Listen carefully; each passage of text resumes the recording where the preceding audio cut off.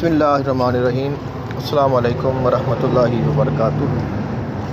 आज की वीडियो हमारी एक बहुत ही अहम मसले पे है और इसके ऊपर हमारी पहले भी चंद एक वीडियोस मौजूद हैं, लेकिन ये सिलसिला ऐसा है कि ये ऐसे सवालात हैं जो सवालात तो हर किसी के पास हैं और बातें हमारे यहाँ आम हैं, लेकिन इनके ऊपर बात कोई नहीं करता है। तो हमने चूँकि बात की है, इसलिए अब चूँकि कुछ चीज़ें हमारे जहनों में पहले से समाई हुई हैं, इसलिए अब ये बातें अजीब भी लग रही हैं और नई भी हैं। वैसे दिलचस्प भी हैं कि इस मौजू के ऊपर बहुत कम लोग होंगे जो बात करते होंगे, जिन्होंने की होगी। वैसे तो हम कहते ही हैं, तो पर मैं मुख्तसर करूँगा।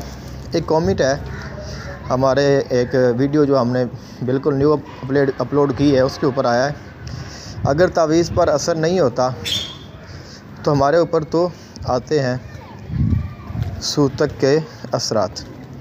जब तावीज़ देने वाले सूतक का परहेज़ बताया हो फिर तो असरात आते हैं।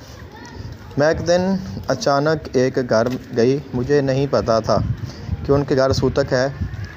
तो जब उनके घर से निकली और अपने घर में पहुंची तो मेरे सर में दर्द होना शुरू हो गया।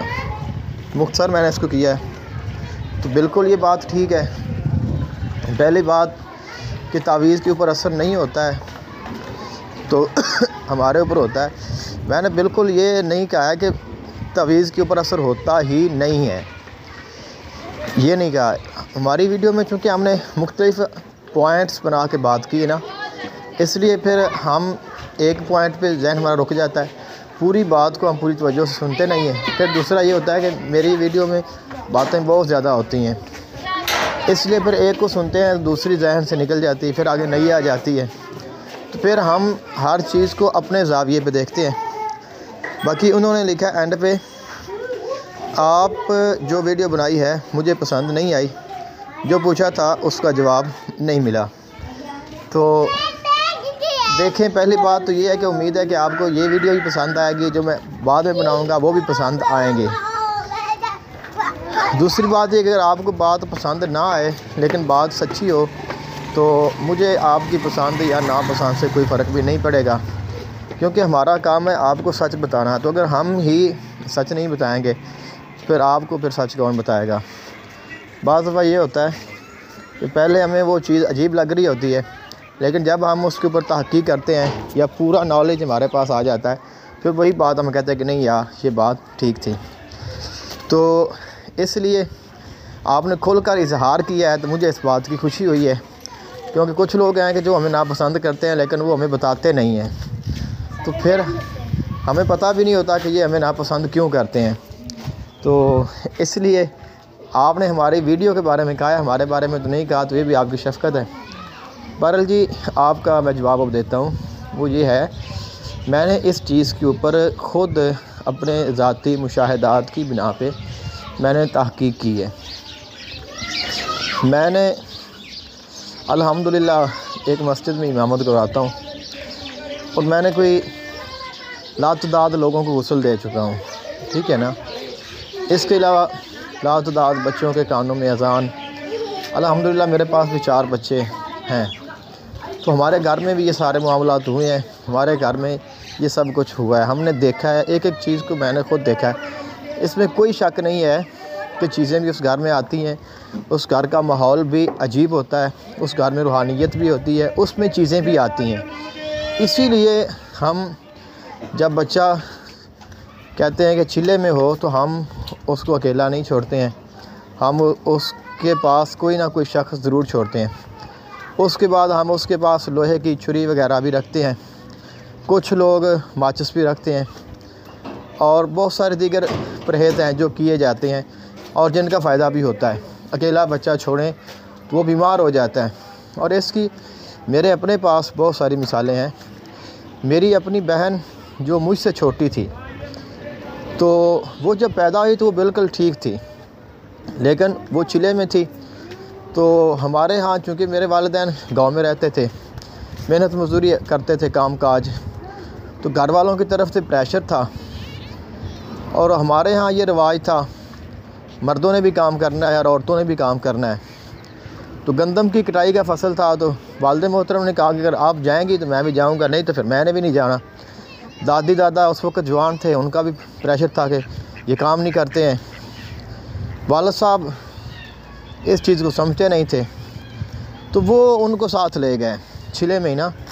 तो वालिदा मोहतरम बताती हैं कि उन्होंने फिर क्या किया कि वहाँ बाहर फसलों में जाकर एक दरख्त था, 2 दरख्त, और उनके साथ जैसे हम कपड़ा घर में ये कपड़े का जो झूला हम बनाते हैं जिसको हम जल्ली कहते हैं अपनी ज़ुबान में, उसमें उसको डाल दिया और अपने काम में मशगूल हो गए।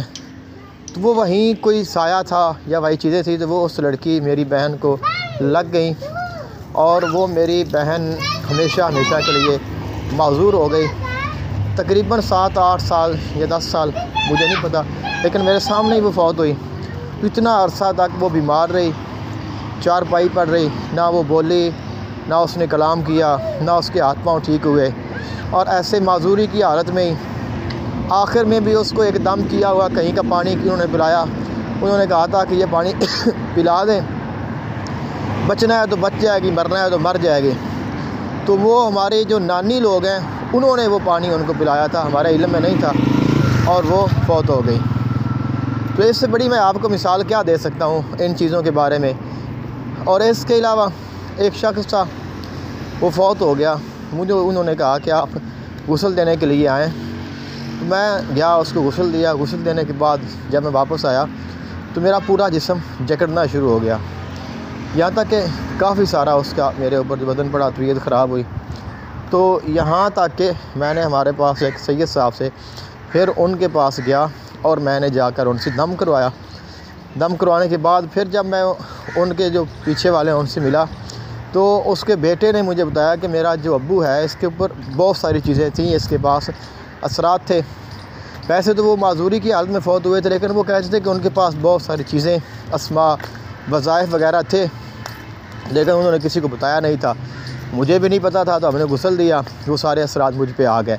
तो जब मरीज़ पे असरात होते हैं वो घर में ही आते हैं, जब डेथ होती है जो उसके ऊपर असरात होते हैं वो घर ही रहने हैं। जब बच्चा पैदा होता है उस वक्त भी ये चीज़ें होती हैं, घरों में इन चीज़ों का आना जाना भी लगा रहता है। जिन्नात भी आते हैं, फरिश्ते भी आते हैं और शैतान भी आता है, वो सारे असरात होते हैं।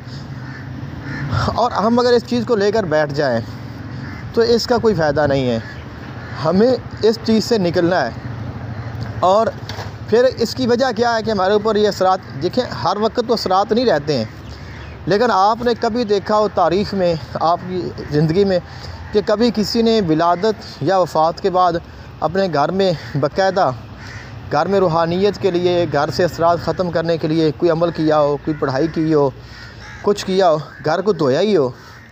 तो ये चीज़ें बिल्कुल शाज़-ओ-नाज़ ही होंगी कि इन चीज़ों का हमें एहसास भी हो।